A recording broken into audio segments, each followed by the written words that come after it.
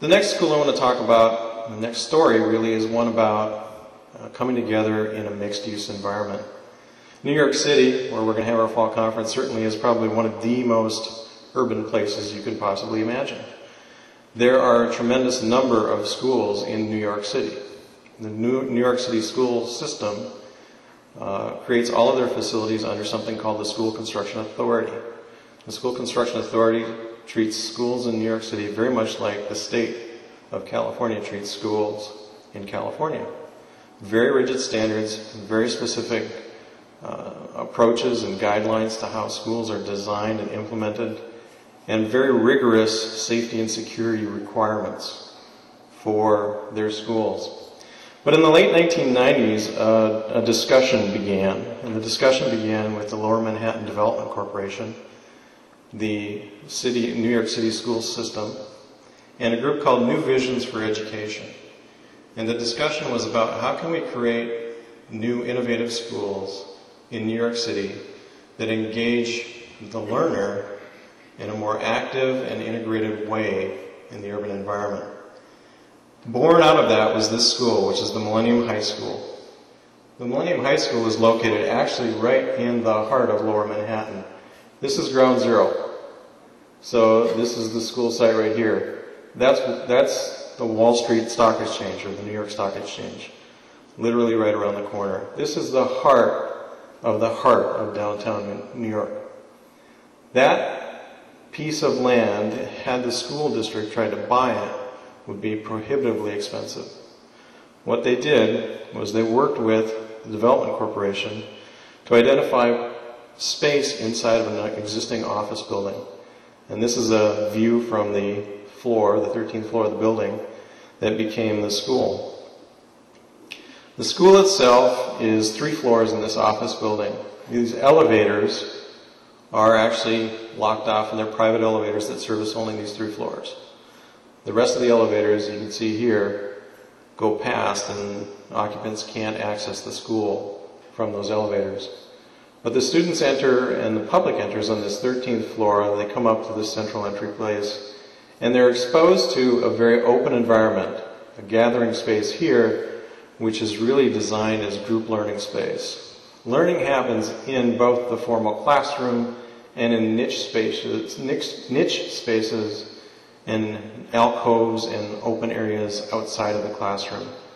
So you have some large group instruction or small group instruction that happens. The students break out and they begin to do individualized group activities. Lab spaces front on that active learning zone so that the kids have an easy access out to that space when they're doing their lab activities.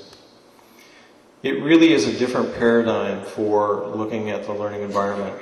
It's looking at how do we use a resource that we already have in place, which is existing space, and create an open, effective learning environment in that context, one that has traditional as well as non-traditional spaces.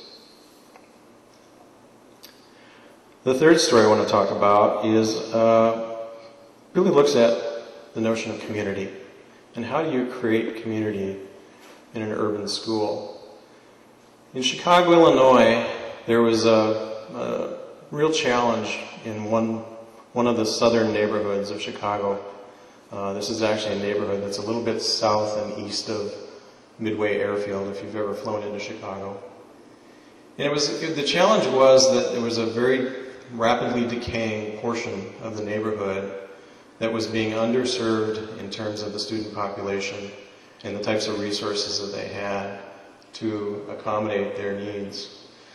And the response was to take an old elementary school that actually was owned by the Catholic Diocese and transition that school into a very focused arts high school, literary arts high school, and using the fact that the author, Ralph Ellison, who wrote The Invisible Man, an author who was an African American, who grew up in this neighborhood, could be a point of pride and a point of energy for these students to revolve around. So the schools took that existing elementary school, and the architectural response, while significantly more modern than the original building, gave the building itself the resources that it needed to be a functioning high school. Classroom space tends to be in this portion of the building. Administrative support spaces tend to be in this portion of the building. But you can see from the media center that sense of transparency, that sense of connection that goes back to the neighborhood, that goes back to the community, became an important part of the design response. And that came from the discussions that happened with the community as they were designing the building. This was not designed and dropped into the community. This was a design that evolved from the community. Even things like using, old cornice lines of the building, which, would have been, probably 25, 30 feet up in the air, now become little places for students to sit.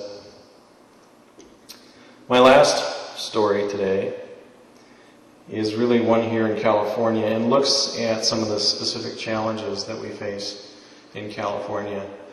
We do have a practice here in California, so we understand the issues of the Field Act and Title V and what that means to schools and the opportunities that the charter movement can provide. So this school is in the Watts neighborhood, and much like Ralph Ellison, this is really a school that grew out of the community. The school property sits right here. It's an old Spanish church. This is the 110 Harbor Freeway. This is a very, very difficult site to create an effective learning environment on because of the noise and because of the perceived security and safety issues that would come from this very, very difficult urban site. So the school itself became something that begins to define, in the traditional notions, a cloister, a protected environment where the students can be sort of taken away from everything that's happening outside and create an opportunity for a quiet, contemplative learning area. The school is a fairly traditional design response, but picked up some of the key components of the neighborhood colors and things that were important to them. And this elevator tower became sort of the beacon. It became the primary lighting element that showed the neighborhood that something important was happening here. It showed everybody who was going by on the 110 that something important was happening here. It became a symbol for the rebirth of this portion of the community. A place where the kids can feel safe to be outside, they can feel safe in their learning environment, and feel safe to take the risks that they need to learn. So to sum it all up, I want to reinforce that the learning environment really does matter. Now maybe that's not a hard thing for me to say because I'm an architect. And architecture is a part of what we live, eat, and breathe every day. But it really is important. There's a study recently done by the Center for Cities in the School, or Schools in the City, out of UC Berkeley, that actually looked at new schools in Los Angeles. And in doing the research about the impact of new learning environments on academic performance, showed a clear correlation between effective new environments and academic success in those schools. Second point, there's no silver bullet here.